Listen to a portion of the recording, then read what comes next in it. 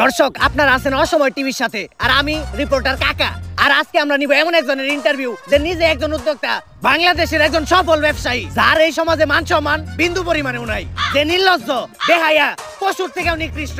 তার মানে দর্শক আপনারা বুঝতেই পারতেছেন আমি একজন কাপড় ব্লগারের ইন্টারভিউ নিতে আসছি। তো চলেন দর্শক বিন্দু সেই বউ ব্যবসায়ীর বাড়ির ভিতরে ঢুকি। বাবা রে বাবা, ফেসবুকে নষ্টামি করে কত বড় বাড়ি বানাইছি। তোমরা কারা? আর এদিকে কই যাইতাছো? আঙ্কেল আমরা ইন্টারভিউ নিতে যাইতাছি।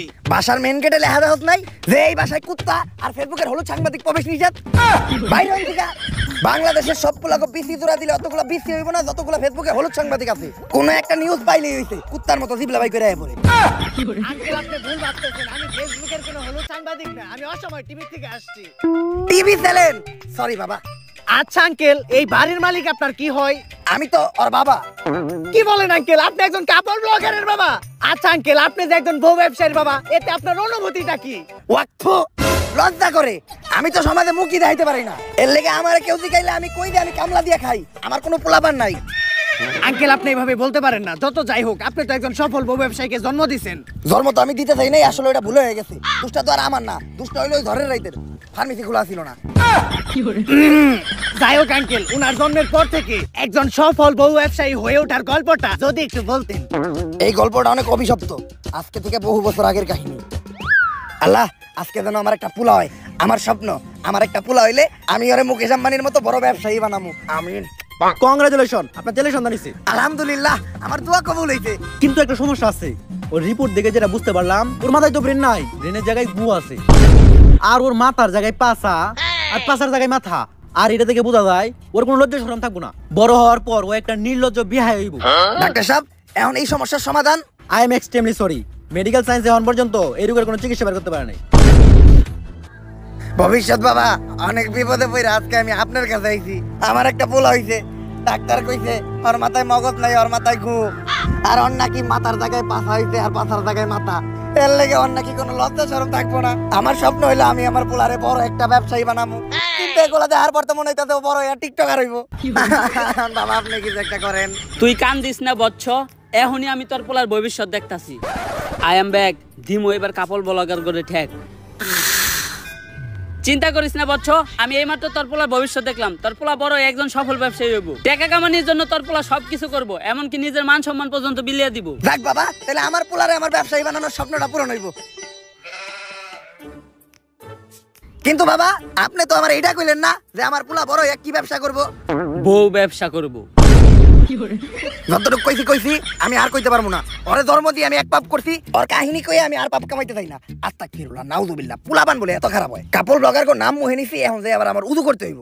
আস্তাগফিরুল্লাহ, নাউযুবিল্লাহ। দর্শক, একজন বউ ব্যবসায়ীর বাকি সফলতার কাহিনীটা আমরা তাদের মুখ থেকেই শুনবো। চলেন দর্শক, আমাদের মাঝখানে আছে দেশের সবচাইতে স্বনামহীন বিশিষ্ট বউ ব্যবসায়ী সম্রাট। আমাদের লজ্জা শরম নাই, তাই আমরা বউ ইচ্ছা খাই। তো ভাই আপনি কাকে? ভাবিরে তো দেখতাছি না। আমরা একটু বাইরে গেছিলাম তো, আপনার ভাবি বোরকা পরা ছিল, তাই ওরে বোরকাটা খুইলা আসতে বলছি। কারণ বোরকা পরা অবস্থায় ইন্টারভিউ দিলে ইন্টারভিউতে ভিউ কম আসবো।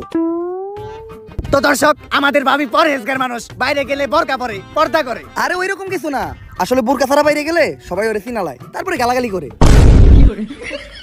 ওই তো চলে আসছে। ভাবি আপনি আমার পাশে বসলেন যে? আর এই সমস্যা নাই, আমি কাপড় ব্লগারে বউ না, ভিডিওর বিয়ের জন্য আমি যাত্রার সাথে বসতে পারি, যাইতে তাই করতে পারি। বেবি তুমি ওনার কোলে উঠে বসো, কোলে উঠে বসলে এই ইন্টারভিউটার ভিউ আরো বেশি হইব। আরে না থাক, এত ভিউয়ের দরকার নাই, আমরা ইন্টারভিউতে ফিরে যাই। তো আপনার কাছে আমার প্রথম প্রশ্ন, আপনি কিভাবে এই বউ ব্যবসা শুরু করলেন? দেন, এই বউ ব্যবসার যাত্রাটা এতটা সহজ ছিল না। আমি ছোটকাল থেকে ছিলাম একটা অকর্মা, গাধা ব্যাককল। আমার ব্রেন ছিল আমার পুকিতে, তাই আমার দিয়ে কোনো কাজকর্ম হইতো না। যেই চাকরি করতে যাইতাম ওই জায়গায় খালি লাত্তেই খাইতাম। তাই আমি মানসিকভাবে অনেকটা ভাঙা পড়ি। তারপর একদিন আমি আমার প্রিয় শায়কের একটা ওয়াজ শুনলাম যে যদি তুমি কোনো মেয়েকে দেখে মানসিক শান্তি পাও, দ্যাটস ইনাফ ফর ইউ। তারপরেই আমি খুঁজে পেলাম আমার মানসিক শান্তি। আর ওরার আমার ভিতর একটা জিনিসের মিল আছে, কি জানেন? কি? আমরা দুইজনেই নির্লজ্জ বেহায়া।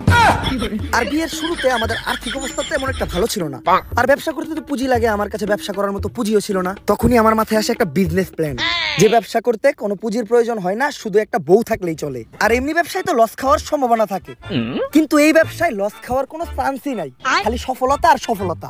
সেইটাই হচ্ছে এই বউ ব্যবসা। আর তারপর থেকেই আমরা শুরু করি এই কাপড় ব্লগ, আর আজ আমি একজন সফল বউ ব্যবসায়ী।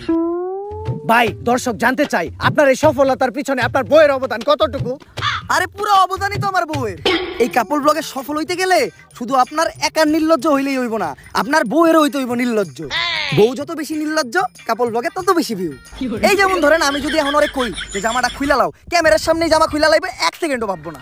আরে বেবি এখন খুইলো না, এটা তো আমাকে ক্যামেরা না, জামা খুলবা খেলে আমাকে ক্যামেরার সামনে, ভিউ বেশি হইব। আমাকে লজ্জা শরম নাই, তাই আমরা বউ ইচ্ছা খাই। তো ভাই আমরা শুনেছি কিছুদিন আগে ভুলবশত আপনাদের একটি লিঙ্ক ভাইরাল হয়েছিল, এই বিষয়ে যদি কিছু বলতেন। ভাই আজকে আপনার একটা গোপন কথা কই, লিঙ্কটা তো ভুলে ভাইরাল হয় নাই, ওই লিঙ্কটা আমরা দুইজন মিলা ইচ্ছা করে ভাইরাল করছি, তাই না বেবি? বেবি দুইজনে ভিডিওতে এত নষ্টামি করলাম, ভিডিওর ভিউ বাড়ানোর জন্য নির্লজ্জের সর্বনিম্ন স্তরে নেমে গেলাম, তারপরেও তো ভিডিওর ভিউ বাড়তাছে না। আমা করে কেউ চিনে না, আমগো কোনো টাকা ইনকাম হয় না, অভাবের সংসার, দিন আনি রাত খাই, এইভাবে আর কতদিন চলবো?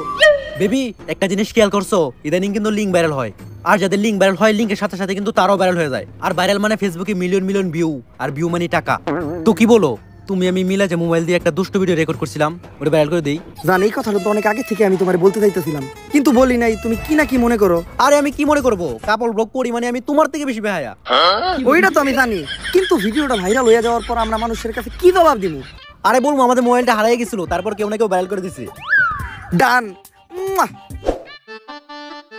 বেবি আমাদের লিঙ্ক তো ভাইরাল হয়ে গেছে, আর লিঙ্ক ভাইরাল হওয়ার পর আমাদের ফেসবুকের প্রত্যেকটা ভিডিওতে মিলিয়ন মিলিয়ন ভিউ, আর আমাদের ফ্যান ফলোয়ারও কমেন্ট করতেছে। দেখি কি কমেন্ট করছে? আপনাদের এই ভিডিওটা ভালো লাগছে, এরপরের লিংকের জন্য অপেক্ষায় রইলাম। ওইদিকে দেখবো সবাই আমাদের খেলা, আর এইদিকে চলবো আমাদের পেজে লাইক আর ভিউ এর মেলা। এইটাই তাহলে আসল কাহিনী। হ্যাঁ, কিন্তু এই ক্লিপটা আবার ইন্টারভিউতে দিয়েন না, এডিটের সময় এই ক্লিপটা কাইটে দিয়েন। কিন্তু এটা তো লাইভ চলতাছে।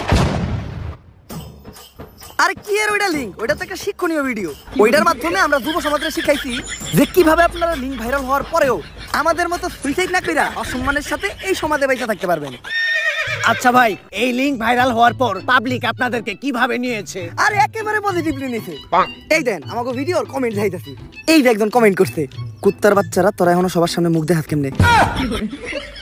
আরে এটা তো আমাকে হেটার, আপনি এর পরের কমেন্টটা পড়েন। ভাই আগের 2 মিনিট 91 সেকেন্ডের ভিডিওটা একটু ছোট হয়ে গেছে, এরপর 1 ঘন্টার একটা ভিডিও দেখতে চাই।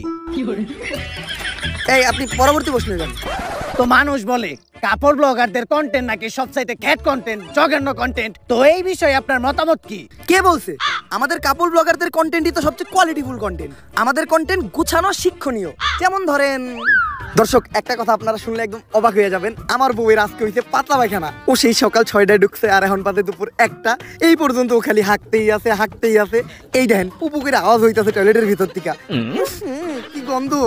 আজকে আমি আমার বউরে দিব একটা সারপ্রাইজ। এই যে দেখেন একটা নাপা এক্সট্রা, এই নাপা এক্সট্রাটা আমি আমার বউরে খাওয়াই দিব, তারপর ওর পাতলা পায়খানা একদম ভালো হয়ে যাইব। বেবি তোমার কি হইছে?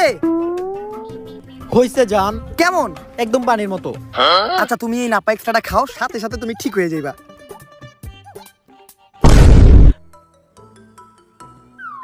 কাম হয়ে গেছে, সারপ্রাইজ। আপনারা ভাবতেছেন যে অজ্ঞান হয়ে পইরা গেল কে, আসলে ও অজ্ঞান হয়ে পইরা দেয় নাই। এই প্যাকেটে নাপা এক্সট্রার বদলে ছিল একটা ঘুমের ওষুধ, এইটা ছিল আপনাদের জন্য একটা সারপ্রাইজ। এখন এই ঘুমের ওষুধ খাওয়ার পর ও আরামে ঘুমাইবো, আর ঘুমানোর পর মানুষের টয়লেটে যাওয়ার কোনো চিন্তা থাকে না, তাই ওর পাতলা পায়খানা একদম সমাধান। এই ভিডিওটা যদি ভালো লাগে ফটাফট লাইক, কমেন্ট আর ফলো দিয়ে দেন পেজটা। আসলে আপনাদের কন্টেন্ট অনেক কোয়ালিটিফুল, বুঝি না মানুষ সহ্য করে কেমনে। এই আপনি পরবর্তী প্রশ্ন করেন। আচ্ছা ভাই, আমি যতটুকু শুনেছি আপনাদের প্রত্যেকটি কন্টেন্টই নাকি স্ক্রিপ্টেড, এই কথাটা কতটুকু সত্য? এইটা একদম ভুল কথা, আমরা কোনো স্ক্রিপ্টেড ভিডিওই বানাই না। দৈনন্দিন জীবনে আমাদের সাথে যা ঘটে ওইটাই আমরা ভিডিওর মাধ্যমে তুইলা ধরি। যেমন ধরেন একদিন আমার বউয়ের পশ্চাৎদেশে একটা গোটা হইছিল। গাইস আপনাদের ভাবির জন্য আপনারা সবাই দোয়া করবেন, আপনাদের ভাবির পশ্চাৎদেশে একটা গোটা হইতে। এই আমার গুটা তো অনেকদিন আগে ভালো হয়ে গেছে গা। আরে ভিডিও বানাইতাছি। ও ব্যথা, আমারে বাঁচাও। এই দেখেন আপনাদের ভাবি ব্যথায় কাতরাইতাছে। প্রথমে গোটাটা এত ঢুকছিল, তারপরে বড় হইতে হইতে এত বড় হইতে। আপনারা যারা আপনাদের ভাবির পশ্চাৎদেশের গোটাটা দেখতে চান তারা 1000 কমেন্ট করেন। 1000 কমেন্ট হইলে আমি আপনাদের ভাবির পশ্চাৎদেশের গোটাটা দেখাবো। আর গোটাটা এতই ভয়াবহ রূপ নিতে, এই যে দেন আপনাদের ভাবির পশ্চাৎদেশের নিচে একটু আরামের জন্য পালিশ দিতে হইতে, ও ঠিক মতো বইতে পারে না, ঠিক মতো পশ্চাৎদেশটা কোনো জায়গায় রেখে শুইতেও পারে না। তাই এখন আমরা হাসপাতালে যাবো আপনাদের ভাবির মাথার সিটি স্ক্যান করাইতে। চলেন। ডাক্তার সাহেব রিপোর্ট ঠিক আছে তো? আমার বউয়ের বড় কোনো সমস্যা হয়নি তো? আরে না, তেমন কিছু হয় না। দেখবেন ডাক্তার কি কইলো? ওই গোটাটা ভাইটা ওই জায়গায় ইনফেকশন ছড়াইছে আর ওই ইনফেকশন থেকে আমার বউয়ের ক্যান্সার হইছে। এখন আমি কি নিয়ে বাঁচবো? আরে কি এর ক্যান্সার, ছোট্ট একটা গোটা হয়েছিল, মলম লাগিয়ে দিছি, সেরে গেছে গা।